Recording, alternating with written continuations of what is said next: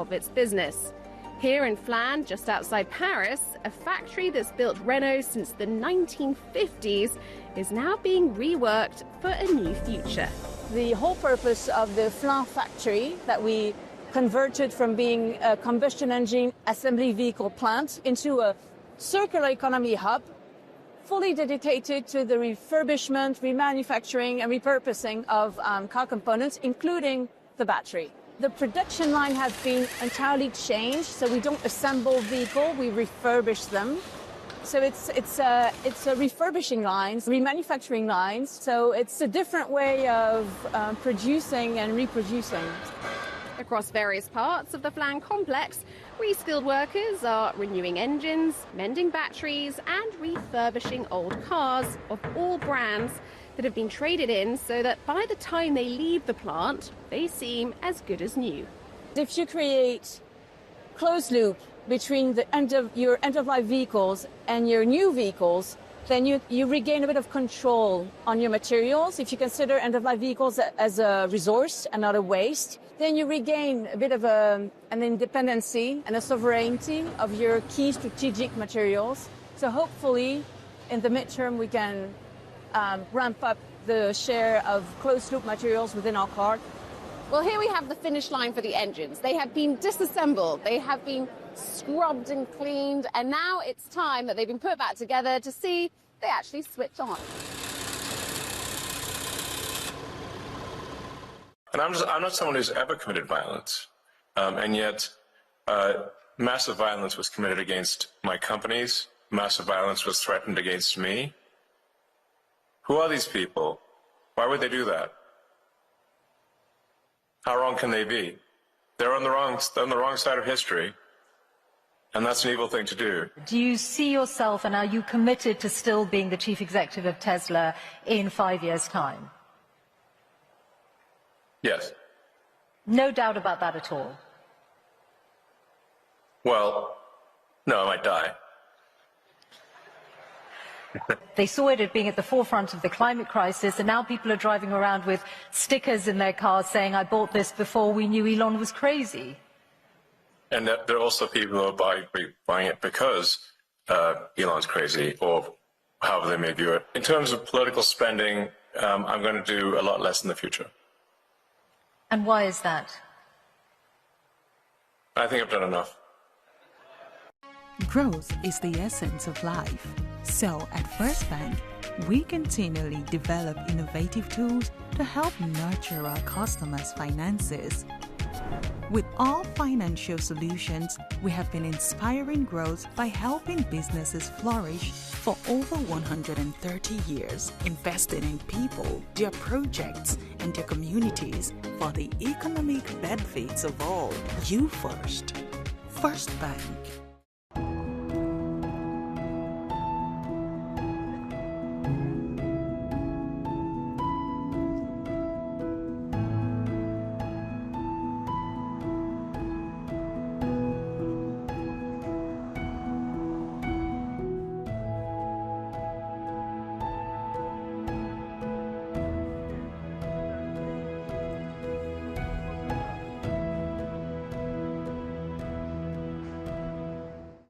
This is CNN. More people get their news from CNN than any other news source.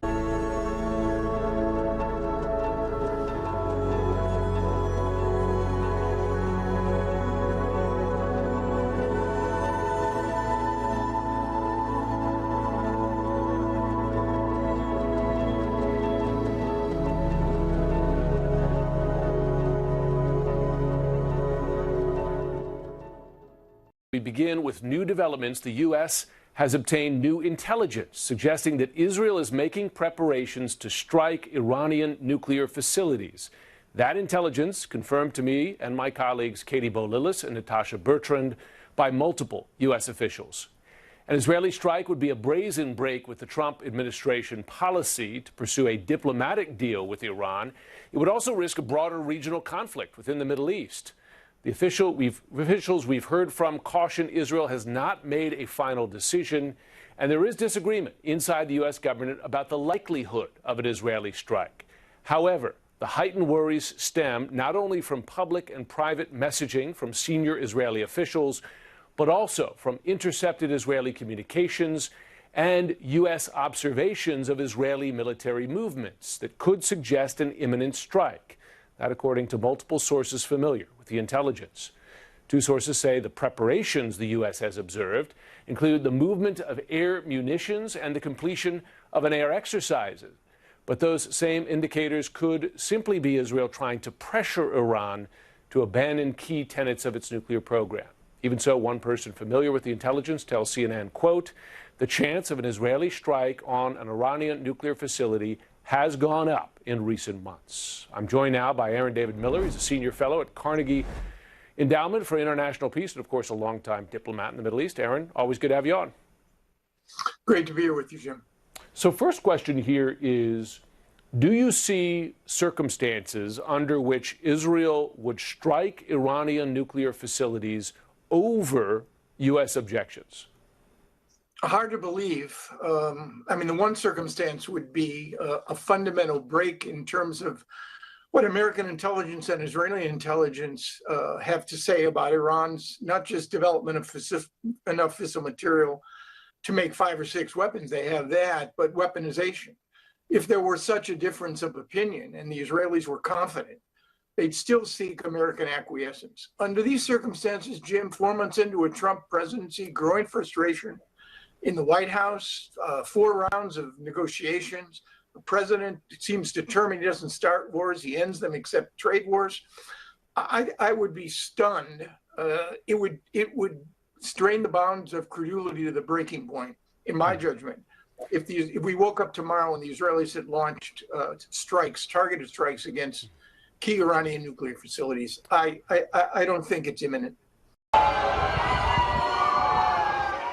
Columbia University's acting president, award-winning journalist Claire Shipman, was booed while giving a speech during the Columbia College commencement ceremony. Some students chanted "Free Mahmoud," referring to Mahmoud Khalil, a Palestinian activist and Columbia University graduate student whose green card was revoked over his involvement in demonstrations at the university. President Donald Trump said Khalil would be deported. He has not been charged with any crime, but the administration says his presence in the country runs counter to its goal to end anti-Semitism. Shipman acknowledged some graduates may feel frustration toward her and the administration. I know that many of you feel some amount of frustration with me, and I know you feel it with the administration. But it wasn't clear if she was referring to the school's administration or the Trump administration. A federal judge has temporarily blocked Khalil's deportation, and he remains in ICE custody.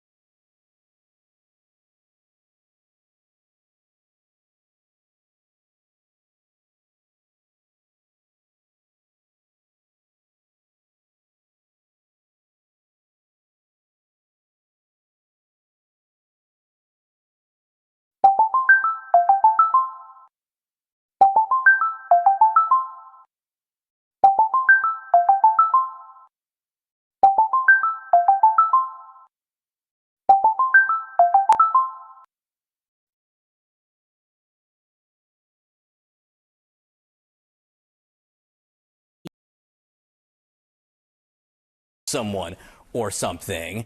Was there anything in the back of your mind that said, maybe I just shouldn't post this? Yeah, no, literally nothing, because it seemed entirely innocent and clever to me. I have never, and actually still don't.